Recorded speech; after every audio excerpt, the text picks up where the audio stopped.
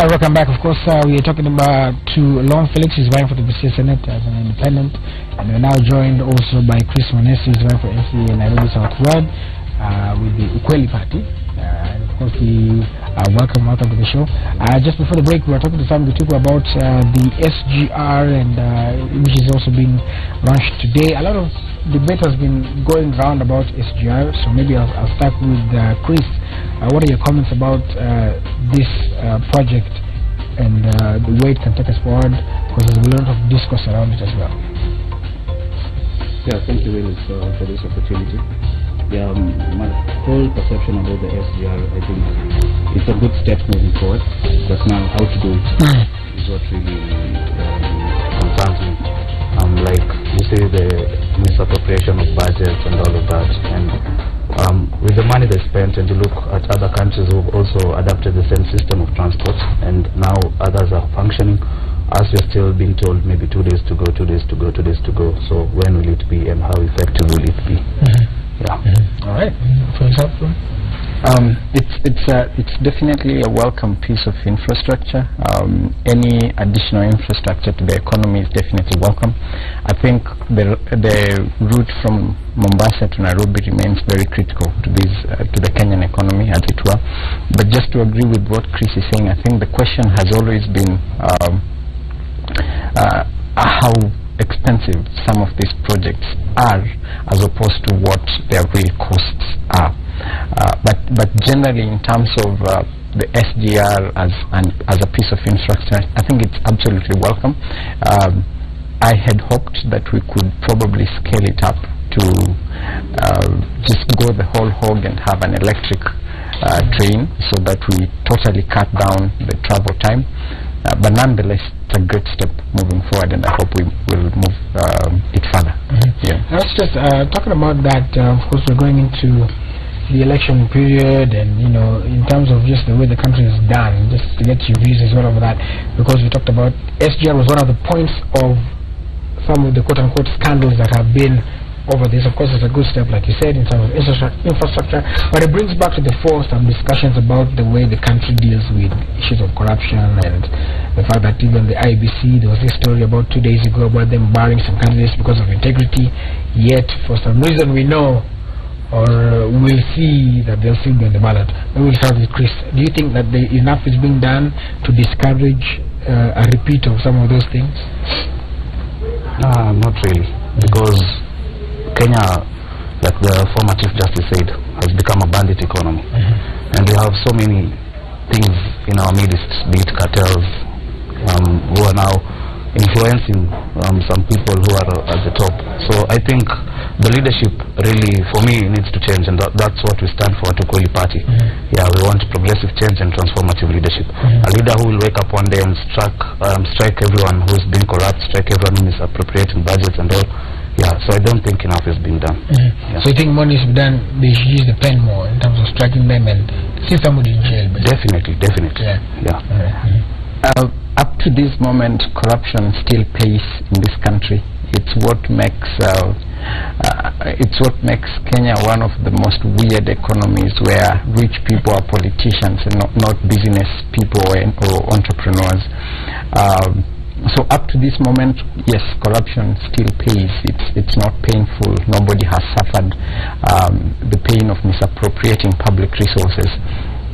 We have a fairly, in my opinion, robust legislative framework under which we can actually do quite a bit, but we have a lot of incapacity in terms of investigation. We have the ultimate incapacity is the absence of good and steadfast political will against corruption.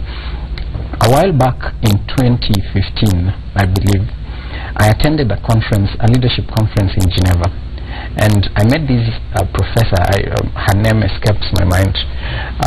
She has worked on anti-corruption campaigns in Asia for a very long time, and at some point Asia was very fraught with corruption, just like quite a number of African countries are today.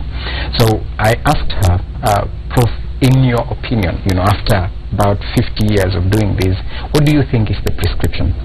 How does a country eventually get rid of corruption? And she told me there is no scientific approach to it. You cannot develop enough laws to fight corruption. There are only two ways to it: fire from above and fire from below. Fire from above in terms of political goodwill from the number one political leader in a country. So the ultimate anti-corruption champion in this country has to be the president. He is not, up to this point. Fire from below, the citizens. The people, the masses must be extremely intolerant to corruption.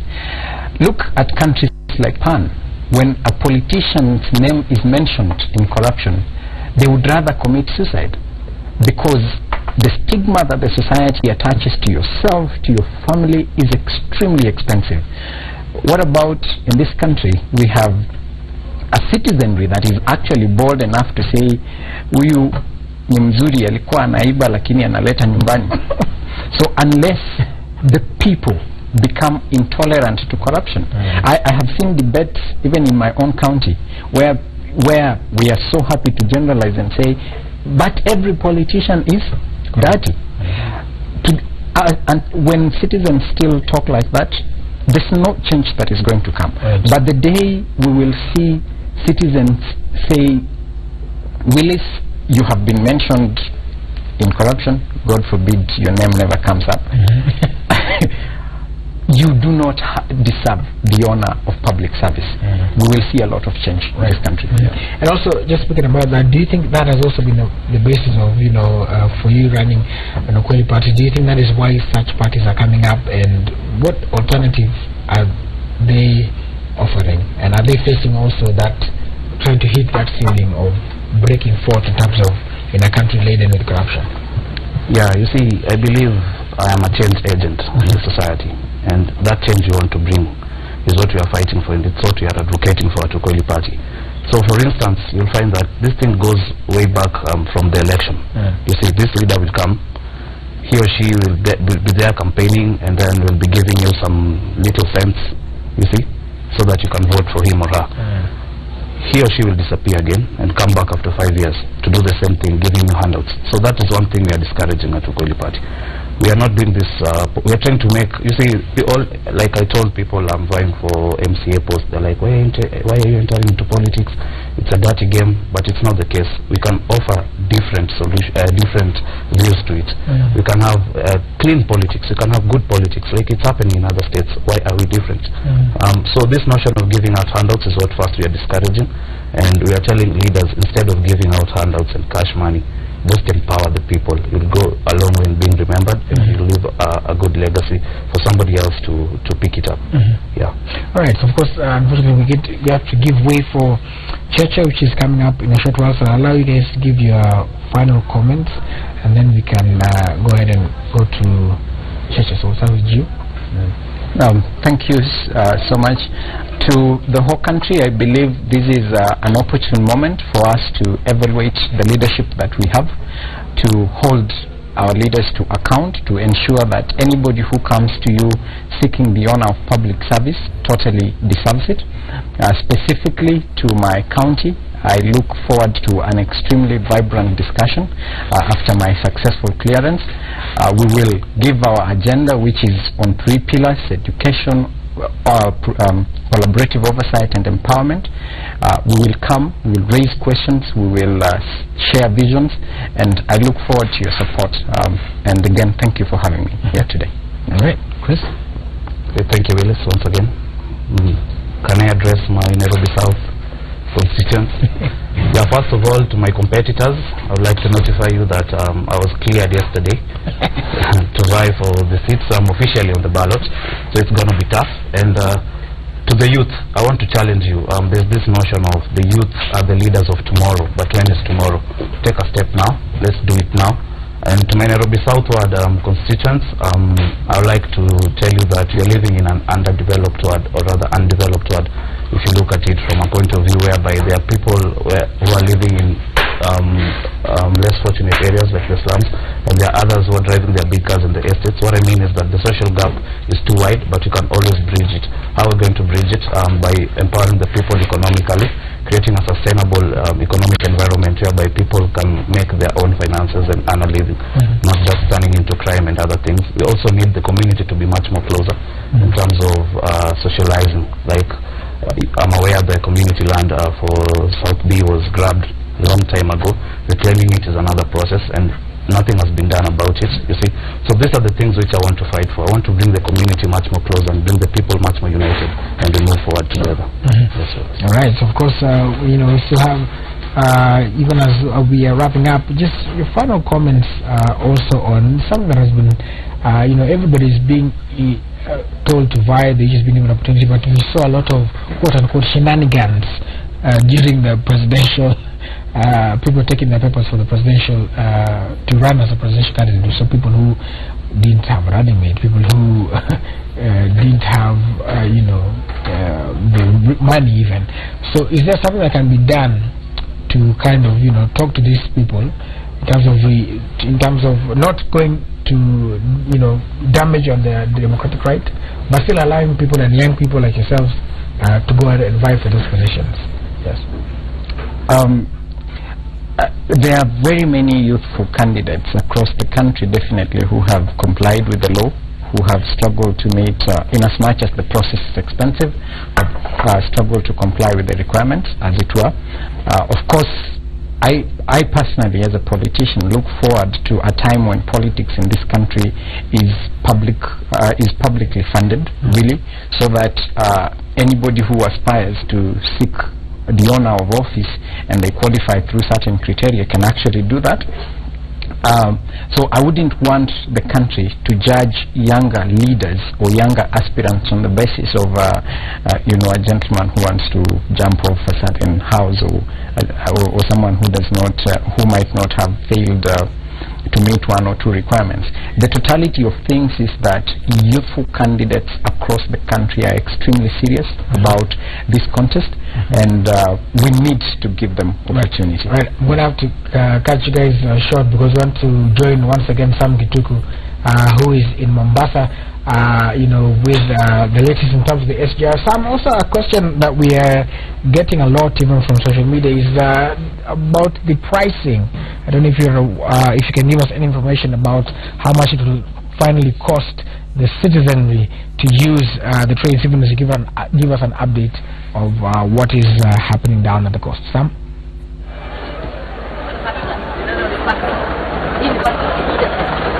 Well, Raburu, let me start by telling you what we have seen so far, because now this is the boarding time, and we are told that we have to be at our coach in about 2 or so minutes. So we have gone through the clearance at the gate, we have gotten our tickets, and we have then proceeded to go up the stairs from the first floor from the ground floor to the second floor, and now we are at the platform. This is where we will be boarding our train, and now we have to be looking for our way to our coach, because our coach is number 12, so that is how we have to be boarding. This is the same train that President Uhuru Kenyatta will be using as he makes his first tour aboard the SGR to Nairobi. So just to explain a little bit, don't worry the luggage that I'm carrying, because we have to do this, but essentially, as you asked about the charges that people will be having to pay, the fare from Nairobi to Mombasa, what we understand from the Kenya Railways company website, it indicates that for the economic class, you'll be paying about 900 shillings between Nairobi and Mombasa. If you are the first class or the business class, then you might have to pay 3,000 Kenya shillings. Of course, that comes with some added advantage, added premium in terms of the service that is offered there, and so there are different charges, of course, if you are moving from Nairobi to another station along the way, if it's Voi, if it's Mariakani, if it's at the river. The prices are graduated depending on the distance that we have to be covered. But now we have to be looking for our way. There is another train on the other side making its way, so that's why there is some noise coming out from that side. So let's look for our coach, which should be number 12, so that we can try to see that we are okay when it comes time for boarding. But essentially, Raburu, just to take you through what we have seen, and you don't have the advantage of seeing when you are coming up, we have seen the attendants there. This is something that we have not seen at the bus stations that we've been using when you're traveling. We haven't been seeing such kind of attendants. We only see them at airports. But now here at the Mombasa terminals, we have seen those. Most of them are ladies, but we also have some security persons who are men, of course, attending to the various customers who want to board this train. Of course, you have to have a ticket for you to make that opportunity, to get that opportunity to travel to Nairobi. And if I may just say what is written on the ticket, it just says that the departure time is not indicated, but it is on the 31st of May 2017, which is today, and the price is 00 shillings, of course, because it's a commemorative sort of offer, and it's only valid for carriage on the date trip, the station of departure, and destination indicated on the ticket. So it also has what do you call it? A magnetic code, which you have to use a QR reader to verify that it is secure, and also you have to have carried this badge for you to be part of this trip, which is also standard security, just to ensure that the details, the image that appears on the card is that obvious, so that they are able to limit who accesses this train, of course, for the sake of security of the entire process. But if my cameraman can pan to the right, we have seen some of the ladies who are taking part as the ushering team. Several of them, of course, getting to ensure that the visitors, or rather the passengers who get to use this train, will have an opportunity to, you can see them waving at you, Raburu, so that they are here to make the passengers comfortable as they board their train. As we still continue to look for our coach, of course, Raburu, currently we are at coach number 6. So you can imagine if our coach is number 12, then you have to walk a little longer until we can access it, and then we see what is inside there. But essentially, this has been arranged in terms of the status. So those people who are in coach number 1, of course, that is the business class, the first class. What do you call them? The passengers. So if the farther you are from the first coach, then of course you know what that means. But be it as it may, all of us will get to Nairobi at the same time. So let's try to locate our coach as fast as we can, as we try to reach it.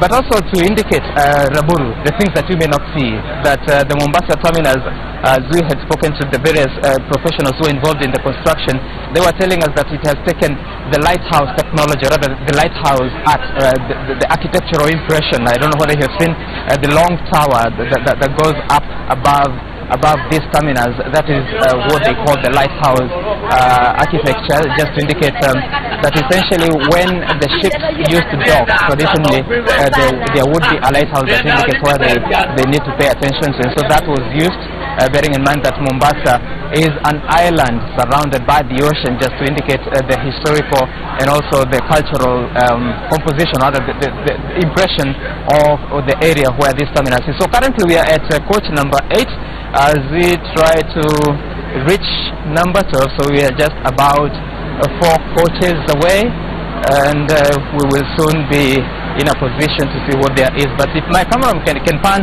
to the windows, through the windows, just so you see an impression of the seats that we have here.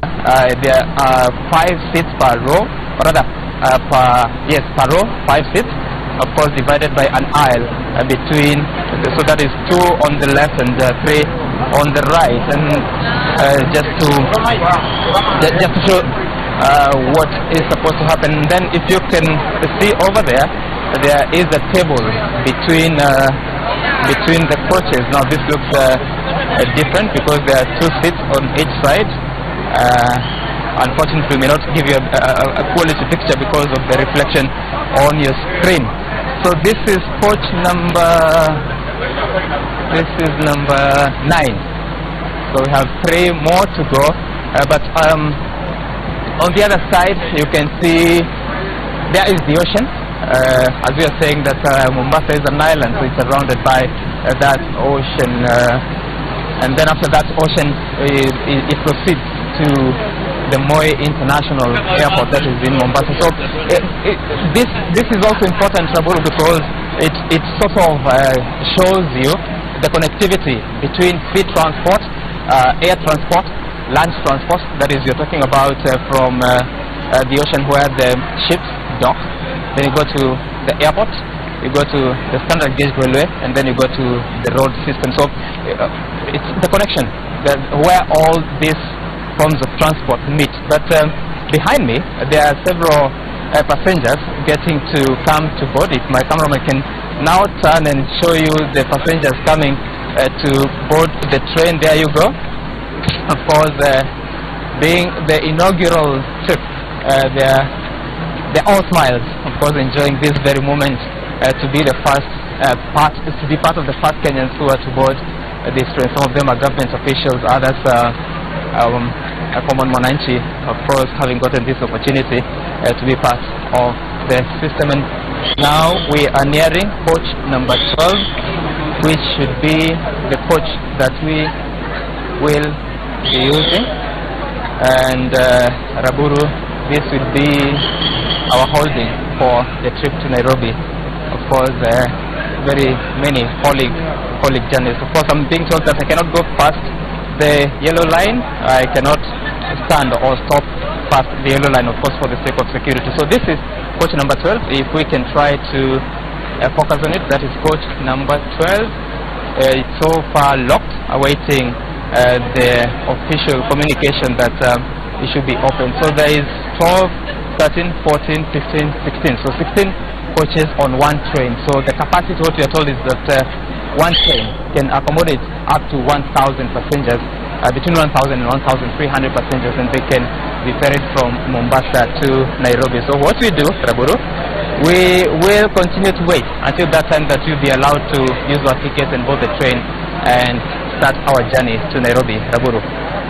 Thank you very much, Sam Gituku. Sam Gituku, thank you so much for the tour. At least we got to see the sights and sounds. Like I told you earlier, Sam Gituku is going to be staying with us during the entirety, at least until he gets on board, and then from there we'll link up with all our other crews across the stops that the train will be making. But like we told you at the beginning of the show, coming up next is Cheche Udo Kamimo, Charles Odhiambo, and Mutegi Jawa are going to be sitting on this set here with Ababu Namamba. So if you have any questions, the SMS line is 22422.